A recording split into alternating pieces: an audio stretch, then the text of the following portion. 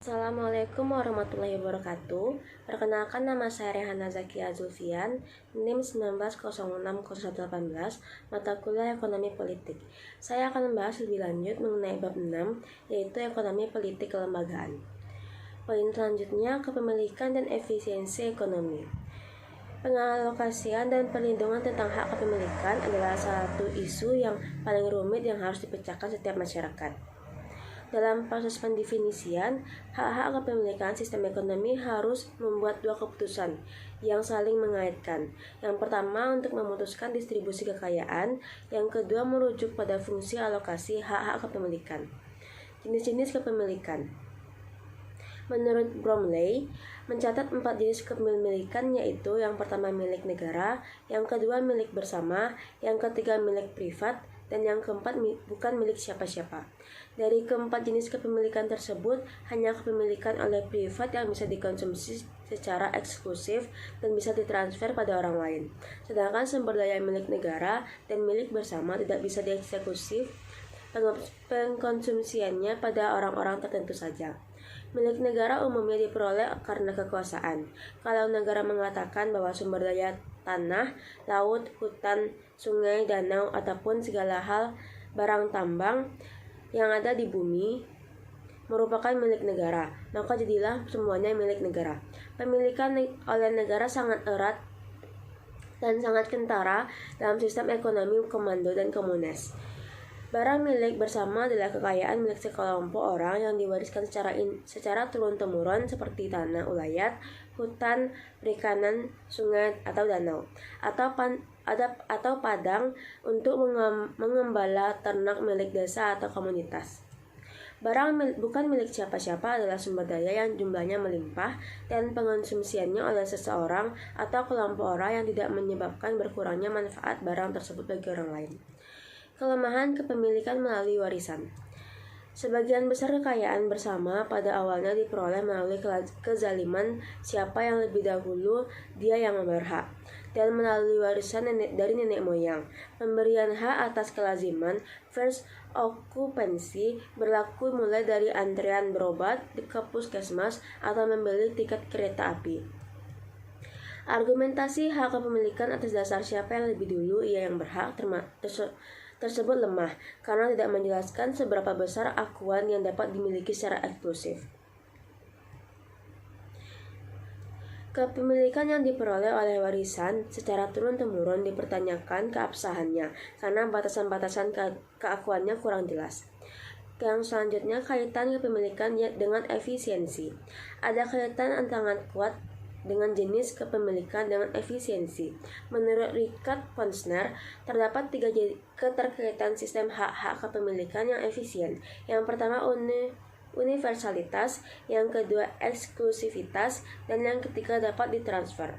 Idealnya, semua sumber daya dimiliki atau dapat dimiliki oleh seseorang, kecuali sumber daya yang begitu melimpah, yang tidak perlu diatur kepemilikannya, sebab setiap orang dapat mengkonsumsinya barang tersebut sesuka hati.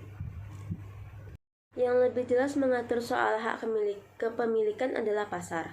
Dalam pasar, hal ini bisa dipandang sebagai sebuah proses di mana kontrol atas aliran pendapatan di masa yang akan datang ditransfer di antara partisipan yang ada di dalam pasar. Konsep hak kepemilikan tidak hanya terkait dengan ekonomi, tetapi juga menyangkut keadilan. Konsep keadilan yang dimaksud di sini merujuk pada prinsip keteraturan sosial yang dapat digunakan untuk menentukan hak-hak dalam sistem pasar.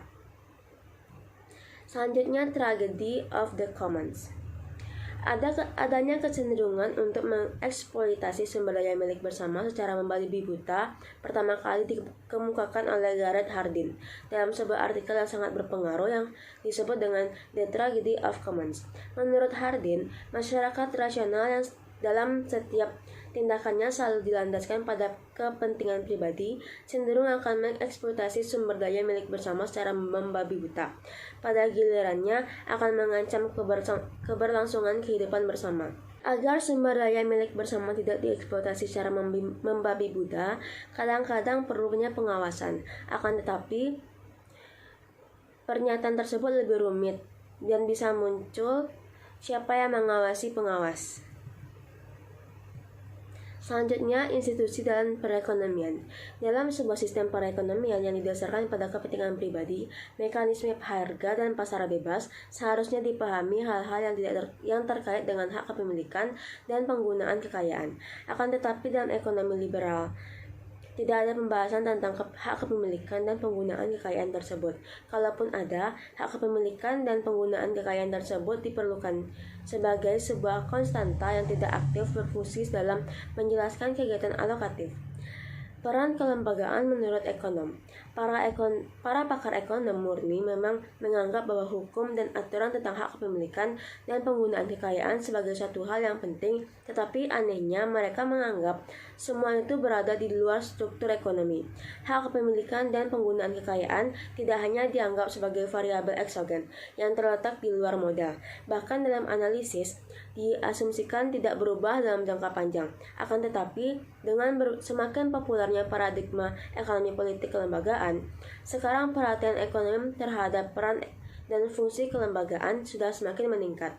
Menurut Kaporasel dan Levin, di kalangan ahli-ahli ekonomi yang mempelajari kelembagaan secara garis besar, dibedakan atas dua kelompok, yaitu aliran institusi sejarah dan aliran institusi rasional. Kelompok pertama yaitu aliran institusi sejarah, lebih banyak melihat institusi dari sisi struktur di mana perilaku individu sangat berpengaruh oleh konteks yang lebih luas. Kelompok ini dia menganggap institusi sebagai variabel eksogen. Walaupun menganggap institusi penting, mereka menganggap sebagai variabel eksternal yang ditentukan oleh kekuatan-kekuatan yang berasal dari luar model. Tujuan utama mereka mempelajari kelembagaan adalah untuk memahami signifikansi institusi bagi perilaku alokatif yang diperoleh dengan mengeksplorasi perbedaan intensif dari institusi-institusi yang berbeda. Kelompok kedua, yaitu aliran institusi rasional, lebih mencurahkan perhatian pada peran agen dan cenderung memperlakukan institusi sebagai variabel endogen. Dalam pandangan mereka, perilaku yang lebih ditentukan oleh motivasi dan kemampuan aktor yang berbuat yang relatif independen dari struktur. Berbeda dengan kelompok pertama yang mengasumsikan institusi sebagai variabel eksogen sehingga lebih merupakan pengembangan dari model ekonomi dasar yang hanya mengaktifkan sebuah variabel baru disebut dengan institusi. Kelompok kedua menganggap institusi sebagai sebuah variabel endogen, berusaha mengangkat status teoritis dari institusi dengan menggesernya ke sisi sebelah kiri dari persamaan eksploratory. Selanjutnya, kelembagaan dan pasar. Menurut Kaporasel dan Levin, ada tiga bentuk kaitan antara institusi dengan pasar. Pertama, pasar itu sendiri adalah institusi. Yang kedua, institusi biasanya membatasi ruang lingkup pertukaran pasar. Yang ketiga, institusi politik bisa dimanfaatkan untuk mengubah insentif yang mendasari pertukaran pasar. Sekarang kita dilihat pasar sebagai sebuah institusi berproses. Di sini pasar adalah arena tak struktur di mana segala hal selalu berlangsung. Walaupun pasar merupakan arena tak struktur, inti dari pasar adalah keteraturan, keterprediksian, dan kestabilan dan keadalan. Karena alasan di atas, Bromley lebih suka mendefinisikan pasar sebagai medium yang teratur untuk pertukaran aliran. Manfaat di masa yang akan datang. Lebih lanjut, Bromley menjelaskan bahwa pasar dilihat sebagai proses di mana kontrol atas aliran pendapatan di masa yang akan datang yang ditransfer di antara partisipan tidak mesti berlangsung di suatu alokasi tertentu. Institusi biasanya mendasari ruang lingkup pertukaran pasar. Beberapa objek tidak dapat dipertukarkan atau diperjualbelikan karena alasan moral atau budaya. Institusi politik bisa dimanfaatkan sebagai berbagai hak kepentingan untuk mengubah insentif yang mendasari pertukaran pasar.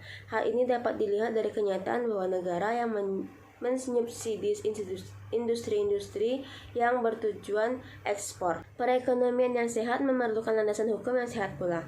Para landasan hukum di suatu perekonomian adalah memberikan struktur terprediksi di mana aktivitas pertukaran terjadi, berlangsung dan berkembang.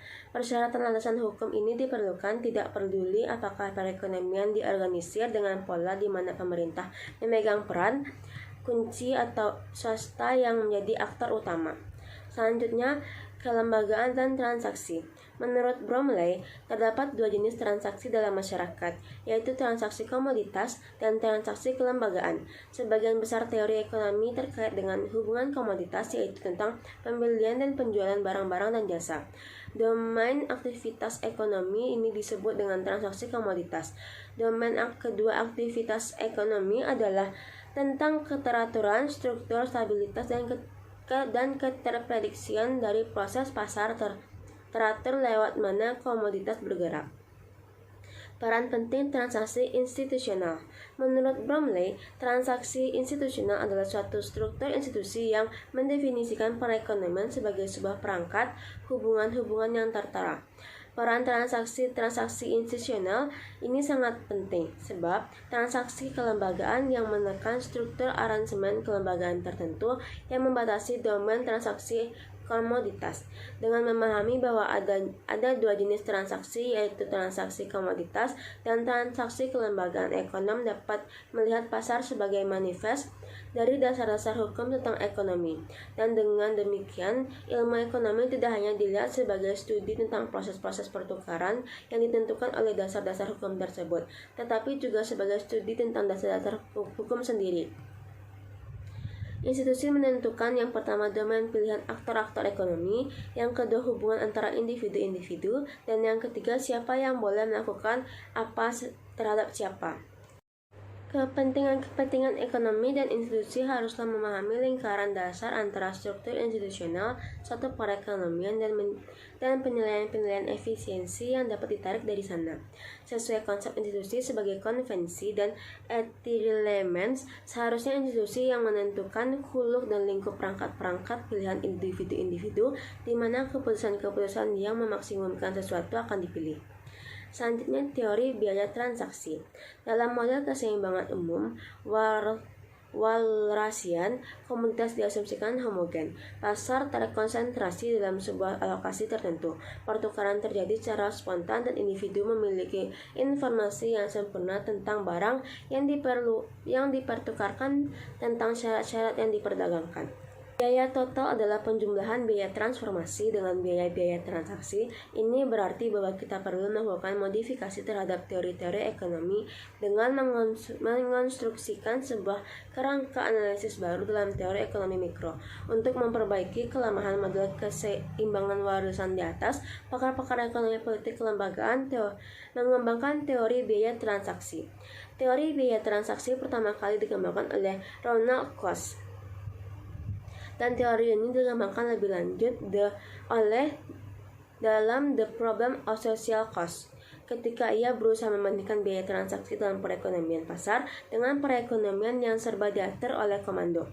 Menurut Coase, dalam aktivitas ekonomi ada dua jenis biaya yang dapat diidentifikasi, yaitu biaya yang terkait dengan produksi dan distribusi fisik, yang kedua biaya-biaya yang diperlukan untuk pertukaran transaksi.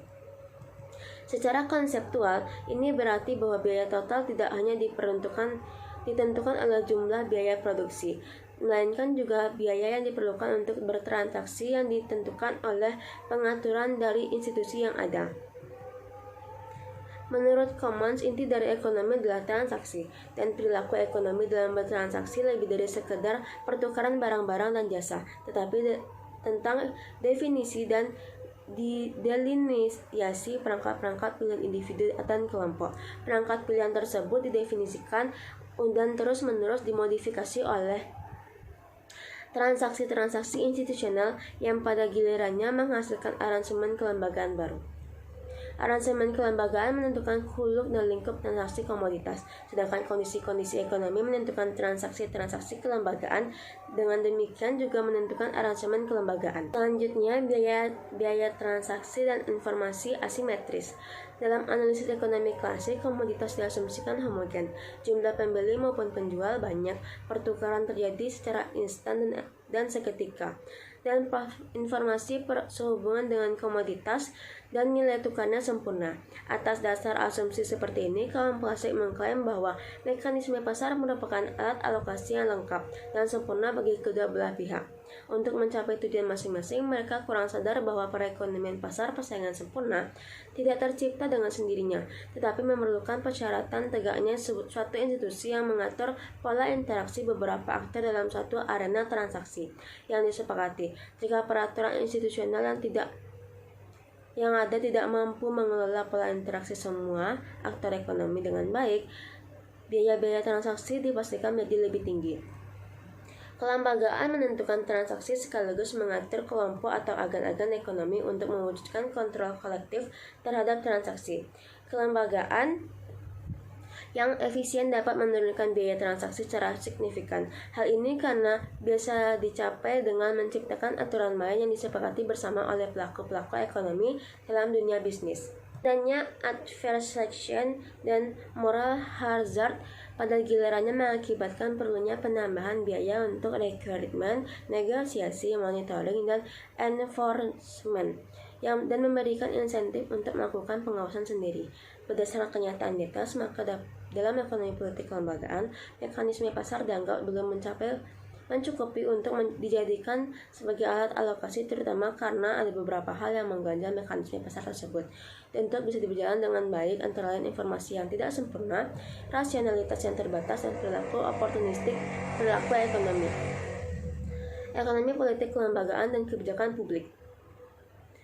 Perekonomian tidak bisa hanya diserahkan pada produsen dan konsumen yang berinteraksi satu sama lain melewati mekanisme pasar. Di sini diperlukannya adanya campur tangan pemerintah. Campur tangan pemerintah terutama diperlukan jika mekanisme pasar tidak bekerja dengan baik dan dengan sempurna. Selain itu, campur tangan pemerintah diperlukan untuk mengatasi eksternalitas untuk mengadakan pengadaan barang-barang publik. Adapun berbagai keputusan yang mencakup kebijakan publik dilaksanakan oleh pemerintah sesuai dengan institusi ekonomi dan politik yang ada. Dari uraian tersebut jelas hubungan antara ekonomi politik kelembagaan dengan kebijakan publik. Menurut Arifin dan Rajbini, penelusuran mendalam tentang ekonomi politik kelembagaan biasanya didekati dengan format dan pola hubungan antara swasta dan masyarakat, organisasi buruh, partai politik, pemerintah, lembaga konsumen, dan sebagainya. Dengan demikian, pembahasan ekonomi politik kelembagaan jelas terkait erat dengan kebijakan publik, mulai dari proses perancangan, perumusan sistem organisasi, dan implementasi kebijakan publik. Kebijakan publik sendiri terkait dengan transaksi institusi mendefinisikan kembali domain pilihan keputusan. Lebih jelas, transaksi institusional adalah sebuah kelas tentang perilaku ekonomi sehubungan dengan pengaturan kelembagaan. Dengan demikian juga terkait dengan perangkat-perangkat pilihan yang membatasi arena pilihan-pilihan bagi agen-agen yang memaksimumkan keputusan individu. Ekonomi politik kelembagaan lebih banyak berhubungan dengan kebijakan publik, baik yang sifatnya ex post maupun ex ante. Dalam analisisnya, ekonomi politik kelembagaan lebih banyak diarahkan untuk menjelaskan suatu hasil akhir dari suatu pola interaksi aktivitas perekonomian, seperti untuk menjawab pertanyaan-pertanyaan berikut. Apa hakikat barang dan jasa yang dianalisis, dan apakah benefit privat atau publik? Selanjutnya, hakikat barang dan jasa. Untuk mengetahui hakikat barang dan jasa yang hendak dianalisis apakah bersifat privat atau publik, perlu diketahui karakteristik barang dan jasa itu sendiri. Karakteristik barang dan jasa bisa dilihat dari ekskludibilitas dan rivalitas. Ekskludibilitas bisa dilihat dari kemampuan penyediaan barang dan jasa untuk mengeksklud atau mengeluarkan mereka yang tidak membayar untuk ikut mengkonsumsi barang dan jasa tersebut. Jika ekskludibilitas tinggi, maka mekanisme pasar dapat bekerja dengan baik. Tetapi jika ekskludibilitas rendah, maka mekanisme pasar tidak dapat berfungsi sehingga diperlukannya campur tangan pemerintah. Di sisi lain, rivalitas dilihat dari kondisi apakah jika ada seseorang mengkonsumsi suatu barang, maka ketersediaan barang jasa tersebut untuk dikonsumsi orang lain menjadi berkurang. Rivalitas tinggi untuk mengkonsumsi individual, rivalitas rendah jika mengkonsumsi bersama menjadi mungkin. Selanjutnya, hierarki kebijakan publik. Adanya beberapa hal yang menyebabkan pasar tidak bekerja semestinya mengisyaratkan perlunya campur tangan pemerintah, terutama menyangkut kebijakan publik.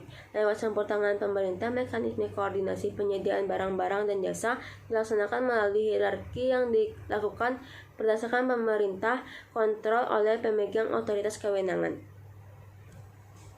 Salah satu model yang sering digunakan dalam analisis ekonomi politik aliran kelembagaan adalah model hierarki kebijakan publik.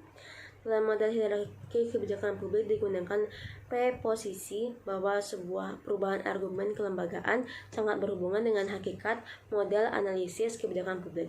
Dalam model hierarki kebijakan publik ini ada tiga lapisan kelembagaan, yaitu yang pertama pada level konstitusi, yang kedua level pemerintah, dan yang ketiga level operasional. Sehubungan dengan tiga lapisan kelembagaan di atas, juga ada tiga tingkatan kebijakan publik. Yang pertama tingkatan kebijakan, yang kedua tingkatan organisasi, dan yang ketiga tingkatan implementasi. Selanjutnya, upaya menjinakkan lingkungan. Setiap agen pada semua jenis organisasi memiliki motivasi yang berbeda, yang kadang-kadang konflik satu sama lain. Untuk menghindari dampak yang tidak diinginkan dalam analisis ekonomi politik kelembagaan, seringkali dikaji apa saja keputusan atau kebijakan yang dapat diperbaiki suatu hasil dan apa pula aturan main yang mampu memberikan naungan dan sanksi terhadap tingkah laku masing-masing pihak yang terlibat dalam suatu aktivitas ekonomi. Sehubungan dengan hal tersebut, beberapa pilihan yang bisa diambil untuk memperbaiki kinerja dan hasil satu sistem perekonomian antara lain: yang pertama, mengubah kodrat atau tingkah laku manusia sehingga setidaknya lebih terkontrol dan tidak merugikan orang lain. Yang kedua, mengubah hakikat barang dan jasa. Yang ketiga, mengubah aturan main. Mengubah kodrat manusia dan hakikat barang bukan pekerjaan mudah. Oleh karena itu, susah untuk mengubah kodrat dan tingkah laku manusia dan mengubah hakikat barang dan jasa. Maka yang paling mungkin untuk dilakukan adalah mengubah aturan main. Aturan main sangat penting sebab perekonomian yang sehat dan berdaya saing menuntut adanya aturan tentang hukum dan untuk menjamin tegaknya persaingan sehat antara pasar ekonomi dan pasar politik untuk mewujudkan kemakmuran dan keadilan. Selanjutnya, peran masyarakat menjadi kelembagaan. Aransemen kelembagaan yang efisien dapat menurunkan biaya transaksi secara signifikan, baik di pasar ekonomi maupun pasar politik. Persoalan menjadi pelik ketika kelembagaan dan efisien itu tidak dirancang, diorganisasi, dan ditegakkan dengan baik oleh pemerintah yang ada. Dalam situasi seperti inilah yang diharapkan kehadiran masyarakat madani yang menghendaki harmoni dan keberadaban. Masyarakat madani harus peduli tentang kelembagaan, sebab kelembagaanlah yang menentukan aturan main dan mengorganisasikan aktivitas pasar ekonomi maupun pasar politik. Agar dapat menjalankan perannya dengan baik, masyarakat madani seyogyanya didukung oleh individu-individu LSM dan orang-orang pemikir di kalangan perguruan tinggi untuk menjalankan peran masyarakat madani yang memerlukan kekuatan. Agar memperoleh kekuatan yang efektif, sebaiknya masyarakat madani terhubung dalam satu partai politik, pressure group, kelompok kepentingan, dan minimal berperan dalam pendidikan politik. Jika memiliki kekuatan, masyarakat madani bisa memaksakan dibentuknya sistem hukum yang dapat diandalkan dan bebas dari tekanan politik, birokrasi yang bersih, dan kepemimpinan yang kuat. Sekian penjelasan saya mengenai ekonomi politik kelembagaan. Lebih dan kurang saya mohon maaf dan terima kasih. Assalamualaikum warahmatullahi wabarakatuh.